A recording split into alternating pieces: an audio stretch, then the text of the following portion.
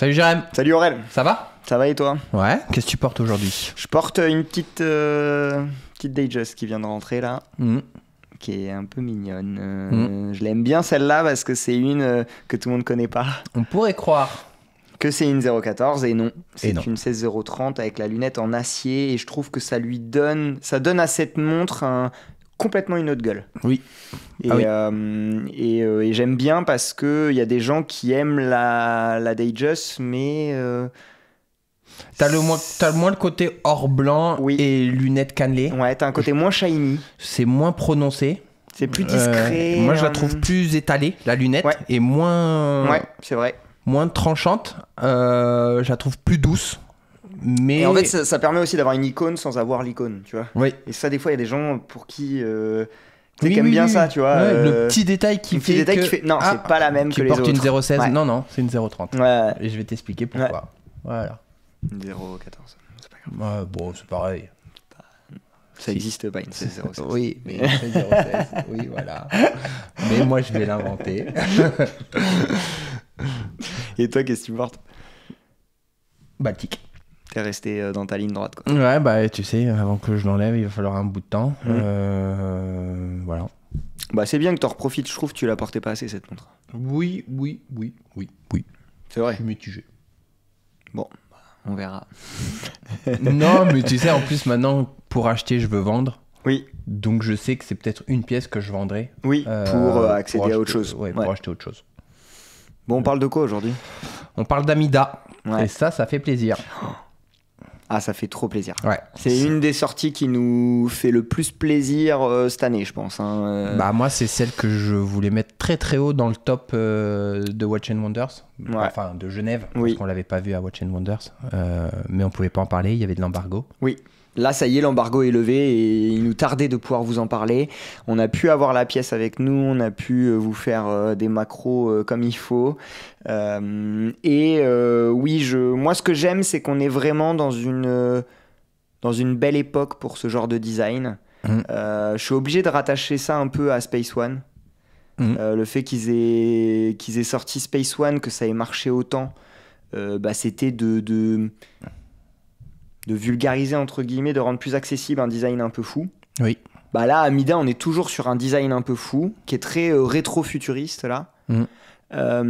Et là, par contre, avec une histoire de marque derrière. Pas sur une création pure comme Pas sur une création, ouais. On est sur une réédition en tout point. Ouais. Mais c'est bien d'avoir été chercher cette marque. Oui. C'est bien d'avoir la connaissance horlogère, de savoir que ça existait. Oui. De savoir tout le potentiel qu'il pouvait y avoir derrière. Et de le travailler comme il le travaille. Il le travaille bien. Après, il y a un trio de choc qui est à la tête du truc. Donc, je trouve que c'est les bonnes personnes qui l'ont repris. On fait un point histoire. Ah bah quand même.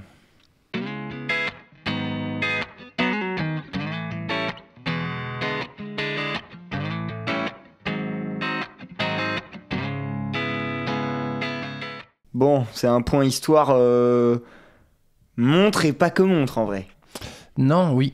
D'abord, pour le point de vue marque, c'est une vieille marque suisse. C'est 1925. Oui, c'est pas quelque chose qui est arrivé... Ils vont fêter 100 ans l'année prochaine, Amida. Avec des petits stops, je pense, à des moments. Avec des stops, ouais.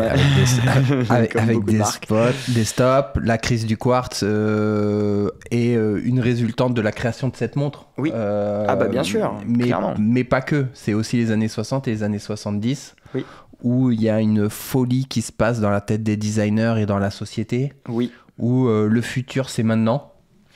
C'est ça. Et c'est ce qu'on appelle le rétro-futurisme dans les montres notamment. Et ça, j'adore parce qu'on a l'impression qu'on est encore dans le futur alors que c'est une montre qui est sortie il y a 40 ans, quoi. Elle est sortie en 76, la Digitrend. Un peu plus que 40 ans, quand même. Un peu plus. Ouais, plus 50. Ouais. Respecte les gens qui elle est encore dans sa quarantaine. Comme les toi, gens t'es encore dans ta trentaine. Avec les gens qui vont avoir 40 ans. Ah oui, mais je les respecte, mais j'aime bien les chauffer un peu, quoi, tu vois. Ouais, non, voilà. Et du coup, en 76, c'est grosse année. En janvier, il y a le premier vol du Concorde. Ouais. Et le Concorde était novateur, de par ses performances, de par son design. Même le design, clairement. T'as des supercars, les Lamborghini Countach. Ouais. T'as tout ce genre de bagnole. Et en fait, la Amida, à l'époque, s'inspire de ça. Oui. On ne sait pas si c'est un tableau de bord, si c'est un tableau de bagnole, Est-ce d'avion. que c'est avion, est-ce que c'est bagnole en tout cas, c'est rétro-futuriste et aussi avec un affichage spécial. Oui. Et on est dans ces années-là, dans les années où l'affichage des montres se débride un peu. T'as le LED qui arrive, t'as le digital qui arrive. Ouais, c'est 62, 64. Dans ces années-là, il y a tout ça qui arrive. Toutes ces technologies. On avait vu la Yema LED. Oui. J'en parlais avec un client justement qui me disait « Ah, mais ça existe toujours ça ?» Et il me disait, à l'époque, c'était un truc de ouf. C'était vraiment, on appuyait, il y avait le truc suréclairé là, et on en a vu des vintage. Oui. L'affichage était incroyable et moi je savais pas à quel point ça avait marqué à ce moment-là et lui me disait ah non mais t'avais ça, t'étais le gars le plus cool de la cour de récré hein. C'était mais je pense que c'est des années où en fait les technologies sont assez avancées pour faire des grands bonds. Oui. Et en plus ils peuvent les faire en réduisant les coûts et on est dans une époque où là tout explose où le design différent attire. T'as le TGV. Ouais. T'as le Concorde, t'as tous ces trucs qui arrivent, ces technologies. Roger. Roger Talon. Bah oui, Roger Talon. Il a un peu aidé à ce que le design se débride quand même. Bah les mêmes années, t'as la Mac 2000, le LIP, avec ses boutons de toutes les couleurs. Ouais. Mais t'as des bâtiments aussi en forme de secoupe. Enfin, oui, il y a la montre, mais c'est pas que. C'est Mars Attack, quoi. Ouais, non, mais... mythique. Là, tu viens de me renvoyer. Wow, sur la télé des parents, là, je mettais la cassette. Non, mais c'est ça, c'est ce truc où, ça y est, on est dans le futur. Oui. Et je trouve que là, on est dans la bonne époque pour que tout ça revienne. Oui. J'ai l'impression, après je me trompe peut-être, mais j'ai l'impression que... Parce que tu sais, ce genre de sortie, il faut qu'elle sorte au bon moment, aussi. Oui. Bah, tu fais une Amida casquette il y a 10 ans, tu fais peut-être un four. Ah oui, bien sûr. Ouais. Je pense qu'il y a 10 ans, la réédition, elle marche pas. Ouais. Alors, tu fais bien de le dire, il n'y a pas que celle-ci dans ce design-là. La Gérard Perregaux casquette est la plus connue. Oui. Mais du coup, c'est intéressant que... Mais on appelle ça un design casquette maintenant. Ouais. C'est vrai, ouais. Mais c'était le nom de la Gérard Perregaux. C'est devenu un peu comme Frigidaire, quoi. Ouais. C'est vrai. Et du coup, moi, je trouve ça bien, comme tu disais tout à l'heure, que les 3 gars, et on va vous en reparler, qui sont à la tête du retour d'Amida, aient eu ce nez de se dire mais cette marque, est-ce qu'on peut pas la racheter, est-ce qu'on peut pas la faire revenir, parce que faire revenir la casquette de Gérard Perregaux, c'est autre chose, c'est pas les mêmes tarifs. Oui. Là, on va être sur une montre qui va être autour des 3500 francs suisses de mémoire. Oui. Alors, c'est un budget, hein. Attention, hein, c'est pas... on disait la Space One, c'était en dessous des 2000. Hein. Oui. C'est fait différemment. Ouais. La Space One, c'est fait différemment. C'est pas Swiss made, c'est pas un boîtier aussi spécial. Il y a un peu moins d'acier. Bien sûr. Il y a un truc d'affichage en plus. Là, dans le design, c'est Mathieu Allègre. Oui. Qui est très très chaud. Oui. Le dernier projet sur lequel il a bossé, c'est une pièce avec Simon Brett. Hein. Oui. Simon Brett. Qui a eu un GPAG, je crois, cette pièce. Ouais. Et puis quand vous voyez le travail de Simon Brett, je pense qu'il fait pas appel à n'importe quel. Il a quand même le vent en poupe, quoi. Et il a bossé pour plein d'autres projets avant. Hein.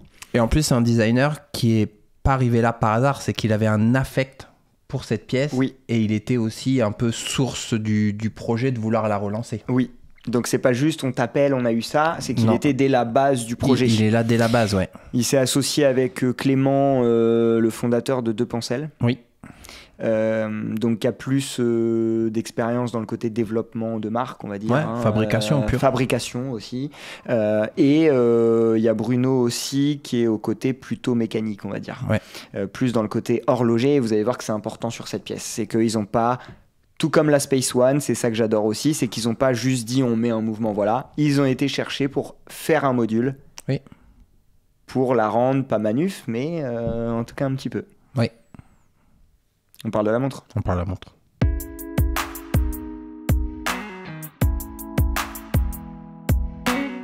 Bon, elle était un peu plus dure à chapitrer cette vidéo. Oui. Bah oui, parce que le cadran... Bon.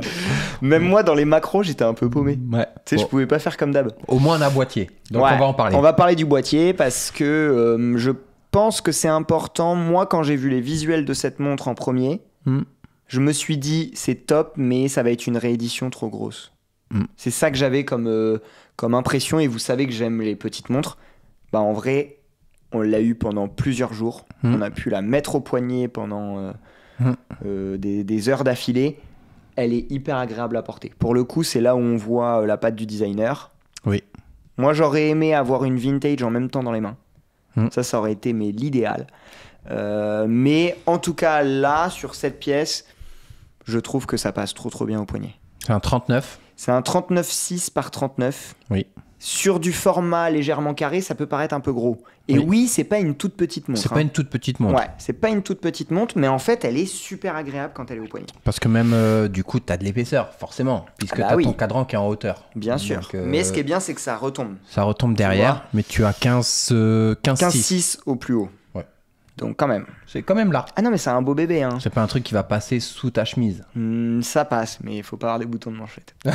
Mais est-ce que tu portes celle-là quand t'as des boutons de manchette? Non, et puis c'est le kiff de cette pièce, c'est ça. Mais je suis d'accord, on aurait pu croire que ça allait être très gros et ça ne l'est pas. Et ça ne l'est pas, en fait, moins que ce que ça peut paraître. Oui.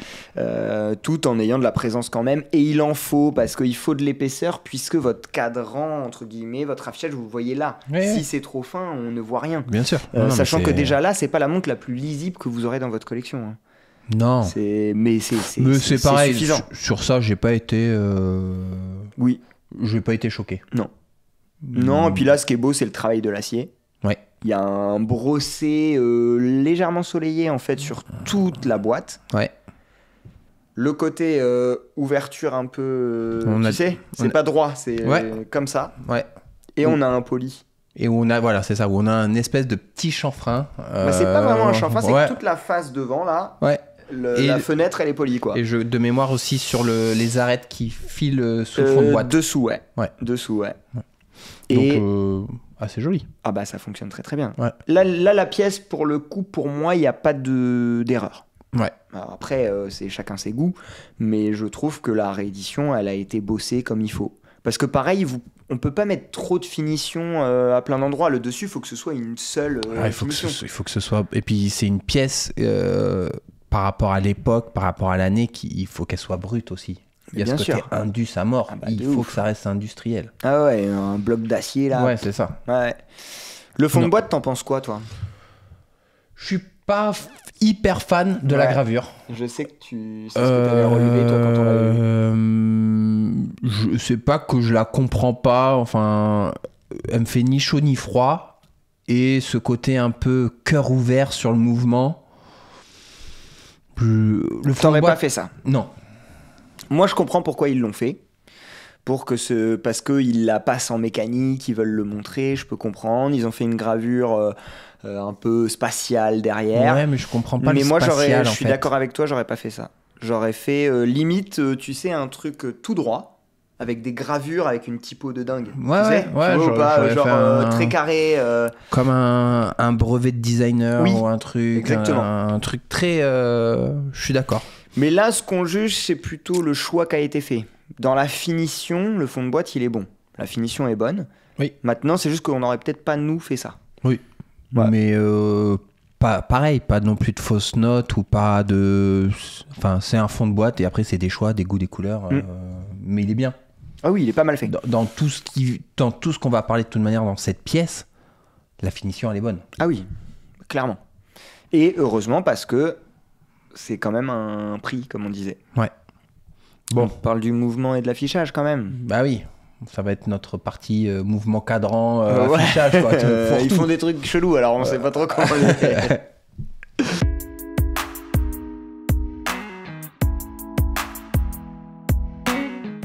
Bon, déjà, l'affichage, on voyage de ouf. Oui. Mais là, en fait, l'idée, c'est de se dire, c'est la crise du quartz. Nous, on va pas vous faire une montre à l'époque. Hein. On va pas vous faire une montre LED.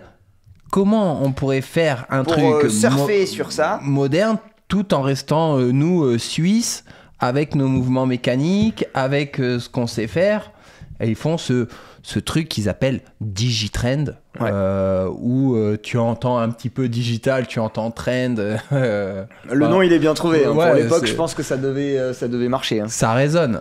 Et en fait, c'est un faux affichage LED, puisque tu as une partie mécanique qui fait tourner des disques. Oui. Et après, tu as un jeu de miroir pour te faire afficher l'heure de façon verticale, alors que l'heure est horizontale. En fait, les disques sont posés comme ça, mais il y a comme un peu les prompteurs au cinéma. Oui.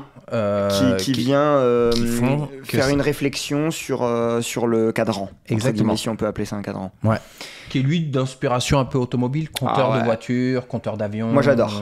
C'est la partie que je trouve très très bien faite, avec comment est écrit le Amida, comment les ouvertures sont faites, le Digitrend inscrit en dessous du Amida au centre. C'est super bien composé. Ouais. Et puis je trouve Ouais, dis-moi. Ce que je trouve cool sur cette pièce et sur ce cadran, c'est qu'ils n'ont pas fait de symétrie. Entre l'heure et les minutes, c'est complètement différent. Oui. Et du coup, tu t'es un peu... au début, ça te fait... T'aimes que tout soit symétrique dans une montre, tout ça. Surtout dans ce type d'affichage. Tu t'attends à ce que ce soit deux ouvertures exactement pareilles. Et là, c'est pas du tout les mêmes ouvertures. Mais ça marche bien, ça fait que ça marche trop bien. On se lasse moins en fait. Et puis tu retrouves un peu le côté rondeur sur les minutes et le côté plus anguleux sur les heures. Ouais. Et je trouve que ça va trop avec... Je trouve que ça va trop en plus avec l'époque. Ouais, clairement. Des années 70. Et là, tout comme Guillaume Lédé et Théo Frey, comme on est sur un affichage de disque également, ce qu'ils voulaient faire, c'est faire une heure sautante, parce que c'est pas joli de voir l'heure avancer, être entre deux là. Ouais, exactement. Donc ils ont développé un module pour faire une heure sautante. Ouais. Ce qui apporte le petit plus à la pièce, le petit plus mécanique on va dire. Et du coup ils ont fait un peu comme Guillaume a fait en fait. Hein. Exactement. Ils ont pris un Soprod, sauf que à la différence de Guillaume, ils ont pas pris le P024 mais le P092. Donc un Soprod un peu plus haut de gamme dans ses performances, dans sa précision. Dans sa finesse. Dans sa finesse surtout. Et ils ont fait développer un module heure sautante dessus quoi. Un module maison, ouais. Moi j'adore, on en a déjà parlé sur la Space One, mais on n'en avait pas parlé tant que ça de la Space One, on n'a pas fait de format dessus. Non. Et du coup, moi je trouve ça trop bien de pas forcément faire du 100% manufacture parce qu'on sait tout ce que ça implique comme coût, comme c'est vraiment c'est un chantier pas possible. Ouais, non, je suis tellement d'accord. Et là, je trouve que c'est un super entre-deux qui permet de se dire, bah ouais, c'est un Soprod, donc on sait qu'ils sont calés sur leurs mouvements, ils les font depuis longtemps, ils sont fiabilisés. Mais on a amené un petit twist, et ce petit twist, il est possible grâce à la génération aussi d'horlogers qu'on a, qui sont un peu plus décomplexés. Guillaume, il nous avait raconté quand Théo avait fait le module, il avait bossé toute la nuit, il avait appelé à je sais pas quelle heure, en mode ouais, c'est bon, j'ai réussi. C'est bon, c'est fait. Bah ouais. J'aime bien ce côté facile là, pas obligé de rentrer dans tout un process qui met 1000 ans et... Je suis tellement d'accord, se dire il y a une base qui est là, qui fonctionne, qui marche, qui est pas chère. On va s'appuyer là-dessus. On s'appuie dessus et on sort nous derrière les petites complications. Mais c'est comme pour le Tellurium, hein. C'est une base, ils ont changé 2-3 trucs pour que ça fonctionne comme ils le veulent. Et je trouve que c'est tellement bien point de vue consommateur. Ouais, et le fait de faire ça fait que ça se trouve, ça va aider aussi... les fabricants en série de mouvements à se bouger et à proposer ou à intégrer ce genre d'amélioration, à acheter ce genre de module à des gars comme Théo Frey ou comme les mecs d'Amida en disant bah votre jumping hour que vous avez mis sur notre module, bah nous on aimerait l'utiliser, la proposer aux autres. Ouais, c'est ça. Donc ça peut permettre à l'horlogerie de se développer sans pour autant exploser les prix quoi. Ouais, clairement. Bah voilà. Hein. On se fait un petit mot de la fin quand même là-dessus. Bracelet, on n'en a pas parlé. On peut parler des bracelets.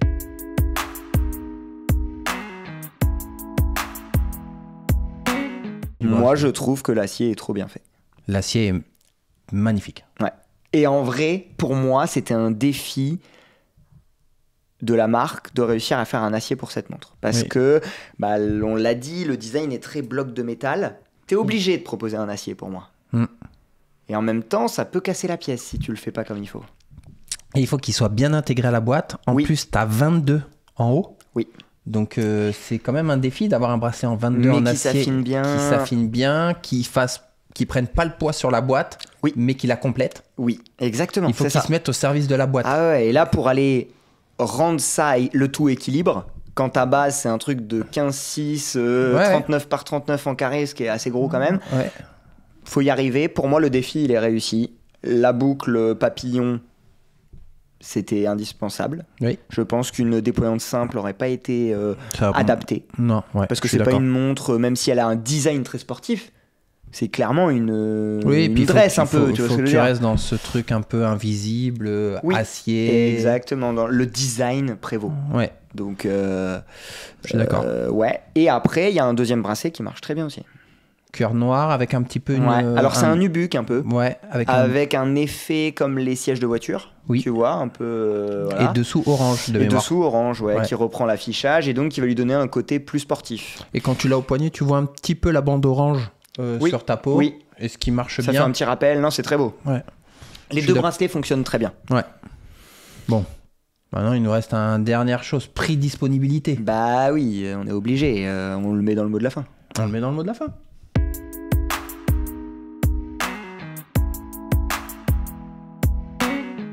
Bon, combien ça vaut ? Ça vaut 3 500 €. 3 500 €. Qu'est-ce que t'en penses ? C'est cher, mais maintenant, je préfère mettre ça avec 3 gars qui se sont bougés. Ils se sont même bougés pour récupérer la marque. Ça n'a pas été facile. Oui. Là-dedans, ce qu'il faut, je pense, on n'a pas tous les éléments. Là, on est aussi dans l'analyse. Il faut inclure le fait que, il faut racheter la marque. Il faut racheter la marque, il faut refaire un boîtier complet.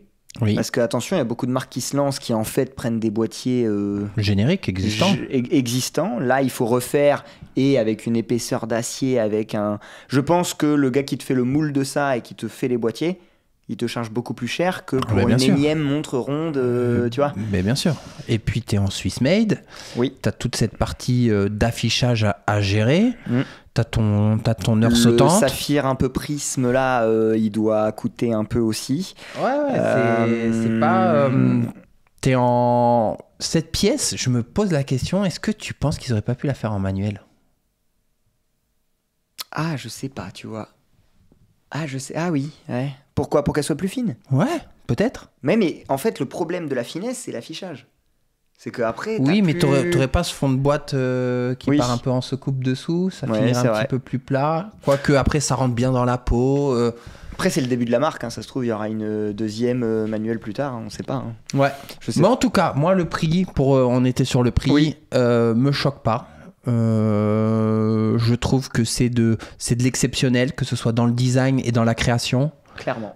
Et c'est de l'exceptionnel qui est à 3 500 €. Et peut-être qu'ils réussiront à réduire les coûts à terme, parce que quand tu relances ça et que tu as dû dépenser beaucoup, ça se trouve à la fin, si ça marche, je suis pas sûr. Je pense qu'une fois que t'es pricé. À la limite, tu te dis, je ferai plus de marge, et je pense qu'ils ont cherché un prix. Non, mais ce que je veux dire par là, c'est que ce prix est justifié aussi par le coût que ça coûte de relancer un truc comme ça. Regarde tout ce que coûtent les montres maintenant, avec des modules, avec des mouvements de série. C'est pas pour taper sur Bell & Ross, je les aime beaucoup, mais regarde leur prix de leur montre. Et dedans, c'est du mouvement basique, quoi, qui n'a pas été basique, sans un design fort, sans de l'historique, sans que des gars se cassent la tête à refaire net ce genre de pièces. Moi, ça me choque pas le prix. Et puis moi, surtout, je suis content que ça revienne. Je te cache pas que j'aurais aimé qu'elle soit en dessous des 3000, parce que c'est plus facile à acheter. Ouais. Mais 3005, c'est pas déconnant. Et puis, c'est une vente, à mon avis, le premier batch là, qui va être assez fourni en quantité. En fait, il n'y a que 2 semaines pour la précommander. Ça va être à partir du 28 mai ou du 1er juin jusqu'au 15 juin. Donc, tenez-vous prêts, on va vous mettre le lien en bas si jamais c'est une montre qui vous intéresse. Il n'y aura pas de quantité atteinte, mais il y a une durée. Faut la commander dans ces 2 semaines-là pour une livraison en octobre. Et après, je crois qu'ils ont un revendeur dans le monde. Oui, Laurent Picciotto. Enfin, un revendeur par pays, par gros pays, quoi. Ouais, ou en par France, zone, quoi. Et en France, c'est Laurent Picciotto chez Chronopassion. Chronopassion. Donc, et à les écouter, c'est pas quelque chose que tu peux développer non plus en masse. Il y en aura Oui, le but n'est pas de faire... C'est ça, donc c'est une pièce qui va être un peu pas rare, mais que tu vas pas croiser tous les 4 matins. Et que tu pourras commander qu'à un moment donné. Mais bon, ça on verra l'évolution de la marque. Voilà. En tout cas, pour le premier batch, pour la première année, c'est comme ça que ça se passe. Ouais. Et on vous tiendra informé s'il y a des updates dans nos formats info ou dans nos... Parce que c'est une marque qu'on va suivre. Je suis content aussi, je fais mon cocorico un peu, mais je suis content que ce soit des Français, tu vois, qui aient repris ce genre de marque. Ça remonte encore une fois, parce que l'horlogerie, c'est pas que faire des mouvements en France, même si on est content que ça revienne, mais je pense qu'on est bon aussi dans flairer les bons designs, flairer les bonnes choses, avoir des coups de crayon. Que des entrepreneurs français soient liés de près ou de loin à ce genre de marque, c'est bien. Tu vois, que des gars comme Guillaume Lédé soient là, que des gars comme les gars d'Amida, ça vient compléter notre... Les gars de Baltic, Yema, tout Lip, il y a des belles choses qui se passent en ce moment. Clairement. Voilà. Et en plus, on ose, quelque part. Oui, on a ce côté-là, un peu, quand tu parles avec Guillaume. Même avec Nicolas. Bien sûr. Sa marque, elle marche bien, elle rayonne maintenant même à l'international. Il y a un vrai coup de crayon. Et il y a quelque chose. Donc, c'est bien que le design, on a eu des beaux designers français, c'est bien qu'on ait ce genre de produits et de produits qui reviennent. Et je pense que je vais la prendre. Je pense aussi que tu vas la prendre. Ouais. Je suis encore dans ma phase de réflexion, on a un peu de temps avant la précommande, mais je pense que je vais la prendre. Space One, c'est sûr, je l'aurais prise. En fait, je trouve qu'elle remplit trop bien cette case. Il y a celui qui est fan de ce design-là et puis qui en entasse plein. Oui.